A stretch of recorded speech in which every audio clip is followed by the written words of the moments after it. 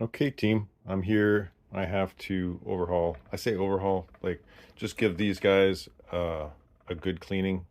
I do this probably once every 10 to 15 events. In between, I can get by with water and Windex 50/50 solution, and that stays in my rack. So I just clean as I go, as I'm working. This is good to use at an event because it doesn't stink. But I really try to avoid doing any major cleaning at events. I save that for doing it at home because, there's more likelihood of making a mess. So, like I said, if you're going to do a big, deep cleaning, I highly recommend you use carburetor cleaner in the spray variety. You can get this at Walmart, I think, for $3 a can.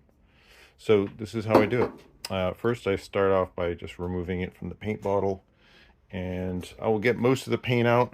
You tip it upside down, and you run your airbrush so that it flows out the airbrush. The gravity is assisting. And then I'll give it a once over really quick just to get most of the paint out, right, with the regular airbrush cleaner. Now I'll use the heavy duty stuff, and I'll just hold it, again, holding it upside down, pressing the trigger so that the carburetor cleaner flows through. It's very messy. If you can squeeze the trigger just a little bit, you can keep it from spraying out with too much force. Okay, now I got about 90% out of it. 90% of the paint out of the gun.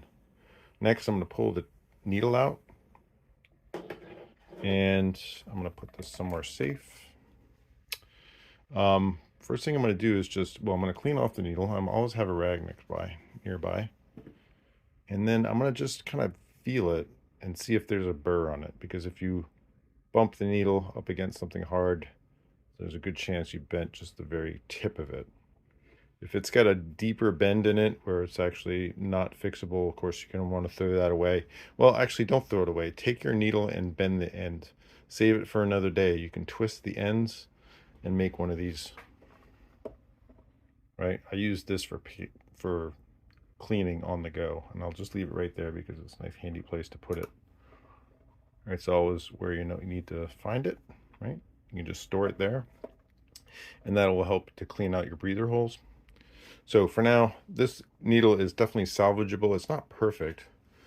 I ordered one of these online. You don't have to use these. I don't think they work as well as you think they would.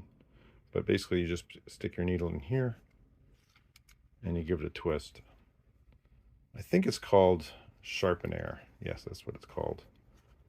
And there's two different holes. One is the thicker, I guess, more coarse to get rid of the burr. And the other one polishes it. It's like a 600 grit. Right. You can use that. If it's a really heavy burr, sometimes I stick a drill on the end of this, and I spin it. It just spins a little faster than doing it by hand. I just dropped it. Hopefully it didn't land on the needle, on the pointy part. No, I guess not.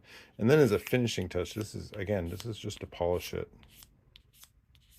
And if you polish your needles, actually the paint has a harder time to stick to it. I don't know what grit this is, but it's probably 1,000 grit. You can use regular sandpaper and that will work too. So by polishing it, like I said, it makes it super slippery, and the paint won't stick to it as easily. All right, so my needle is clean. If the tip needs replacing, now's a good time to do it. This one seems pretty good. And now that I have the back off, I am going to put some more carburetor clean in it. This time I'm going to, again, press the trigger and go right through the back, which is kind of tricky. Again, I'm careful not to press the trigger on this spray can all the way down so it doesn't make a mess. And then I'll do it right in the trigger. Again, I'm running the air pressure, right, at the same time. Get it nice and wet in there. And then once more in the back here where the paint goes, not the back, but the underside. Okay. Now that's really all it takes. I mean, sometimes you might want to take a Q-tip and kind of reach in there and grab any chunks. But this one's pretty clean, as you can see. So now it's squeaky clean. I don't know if you can see in there, and all there is left to do is put the airbrush back together.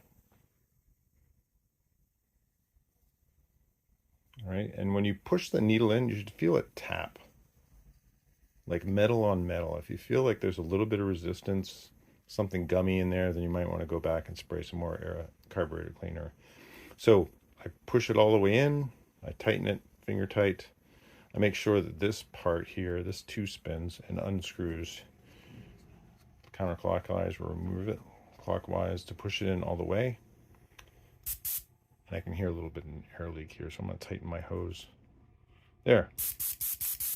I'm going to flush whatever's left in there out. It evaporates pretty thoroughly, so you don't really have to worry about excess. Now, this is a finishing touch. You don't need to do this. WD-40 right in the trigger, just a little squirt. And then work it in there. All right, it's penetrating oil, so it's going to go down into the plunger and kind of loosen that up. If there's anything like a dried paint in there, that's going to loosen it up. And the trigger will work like butter. Okay, put the back on. These only need to be snug, right? You don't have to crank on these. That little rubber washer will get destroyed if you tighten it too much. Just friction tight. And then I shake out the excess WD-40 that might be in the trigger. Last step, take the rag, wipe down the airbrush, make it shiny. Since you got some cleaner on the airbrush, you know, it's gonna come off really easy. And that will be just like a brand new airbrush, as long as your tip and needle or your nozzle and needle are working right. Done. So I do that 8 more times, and I am good to go. They're like brand new airbrushes.